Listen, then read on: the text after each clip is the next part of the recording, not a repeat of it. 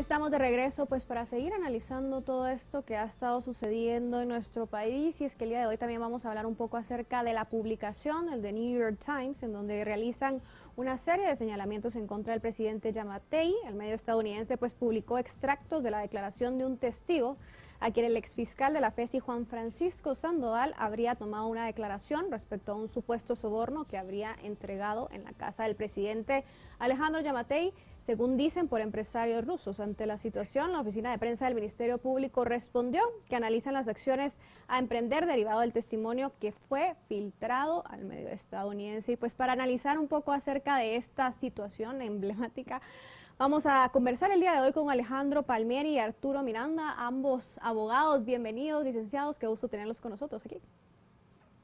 Hola, buenas noches, mucho gusto. Buenas noches. Buenas noches.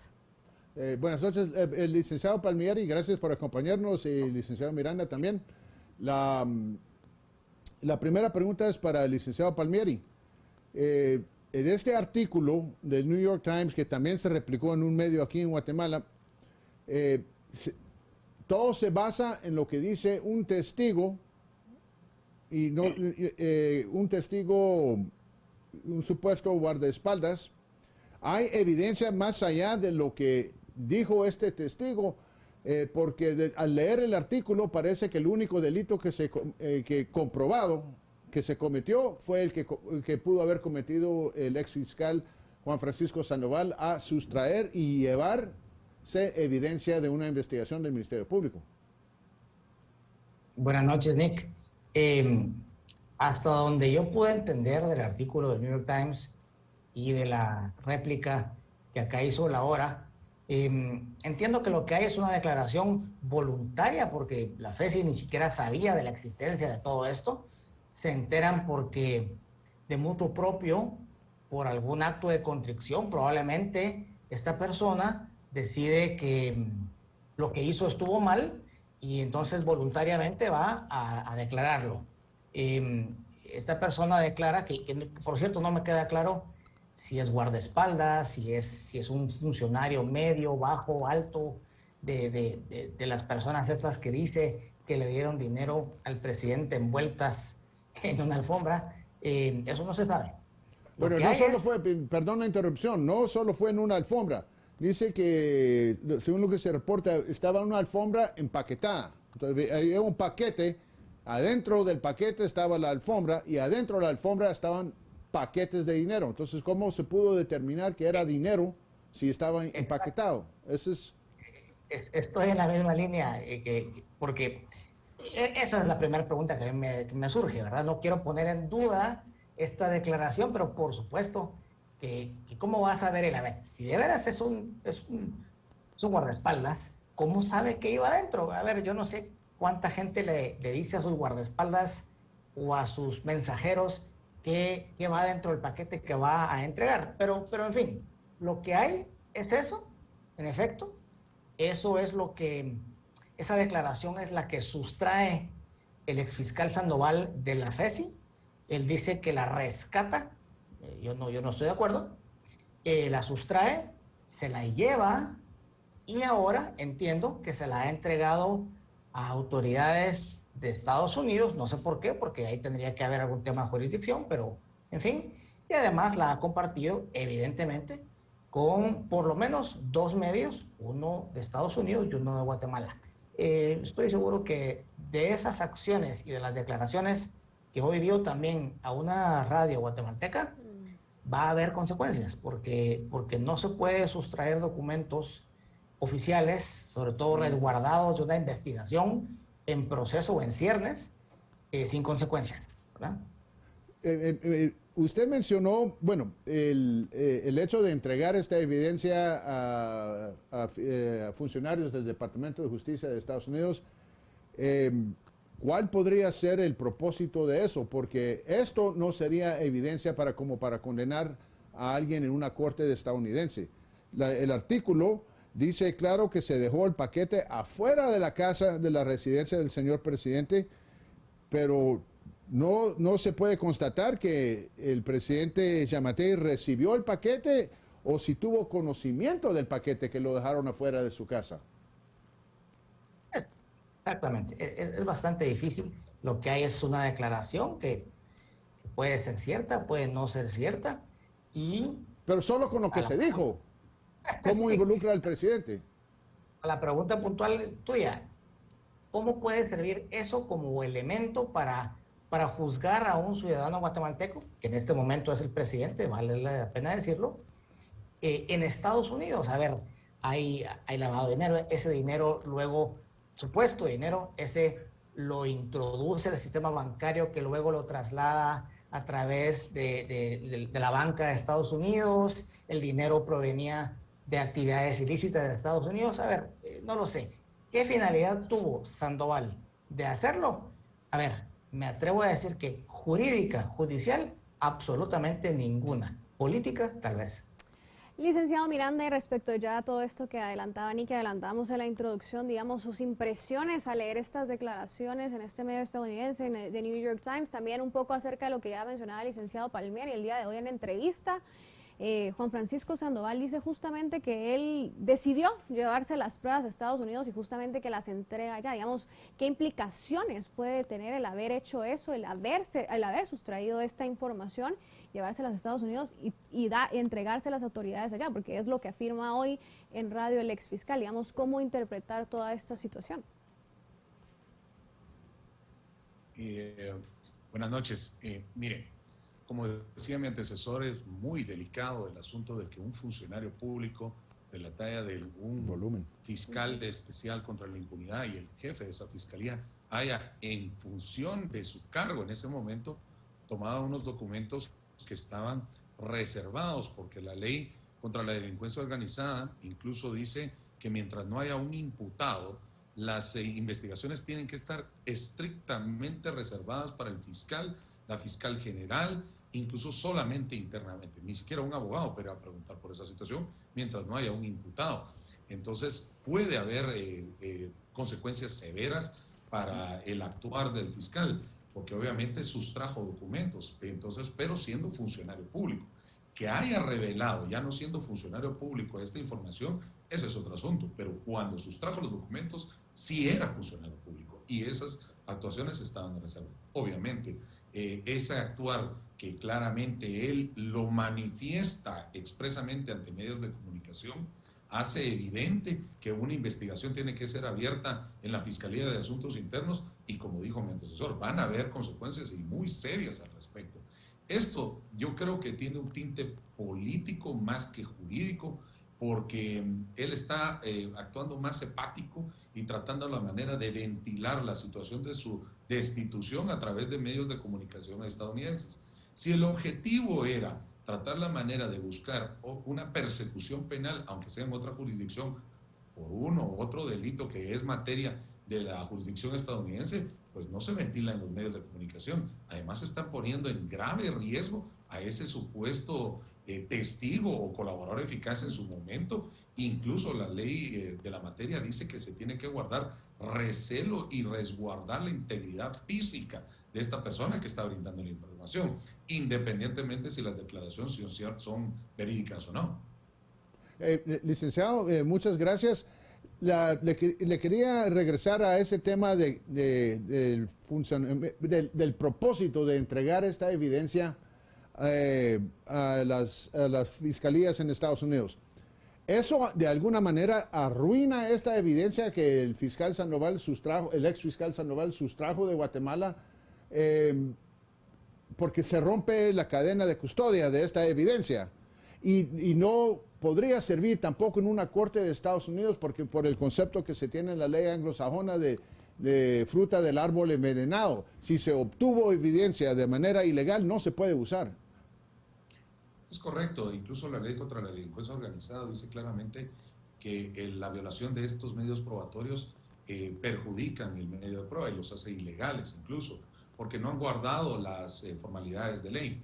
Pero incluso también la misma ley en la materia indica sobre las sanciones que tienen los funcionarios, en especial los fiscales, cuando revelan este tipo de secretos a terceras personas o incluso a medios de comunicación. Eso está totalmente prohibido por la misma ley contra la delincuencia organizada y en este caso incluso regula sobre sanciones al respecto.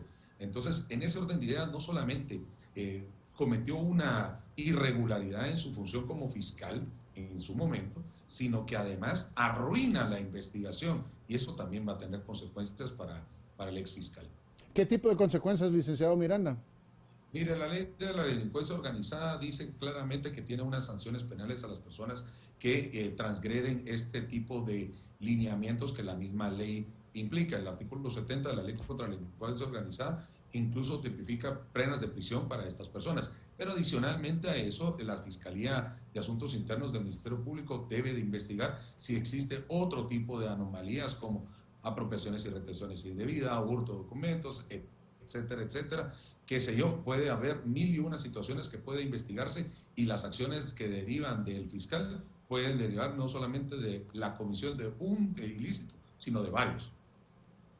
Licenciado Palmieri, en su opinión también y en su análisis, ¿qué debería de suceder ya una vez filtrada esta información? Digamos, el Ministerio Público debe iniciar una investigación al respecto también, sobre todo porque el día de hoy justamente el fiscal Sandoval decía en radio que se le hacía muy raro que el fiscal Cruchiche, quien ahora está a cargo de esta fiscalía, digamos, no se comunique con él para preguntarle y continuar con estas investigaciones y ver qué pruebas puede llegar a tener también el fiscal Sandoval. Digamos, ¿qué debería de suceder?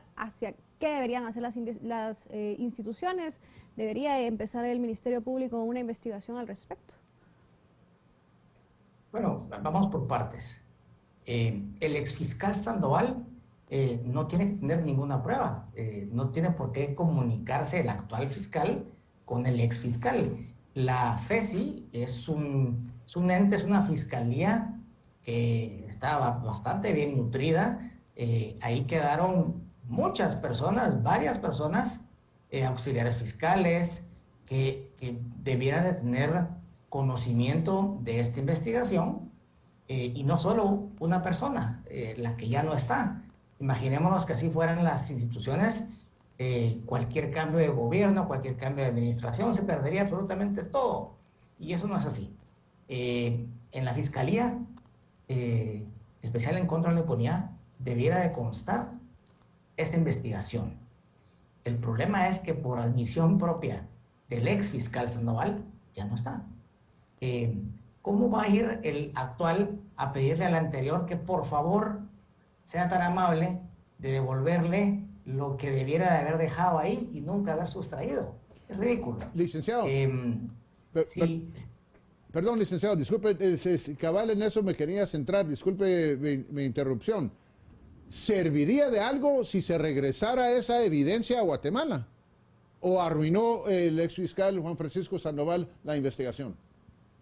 El licenciado Miranda es el experto en ese sentido y creo que ya lo dijo bastante claro. A ver, ¿qué pienso yo que pudiera ocurrir?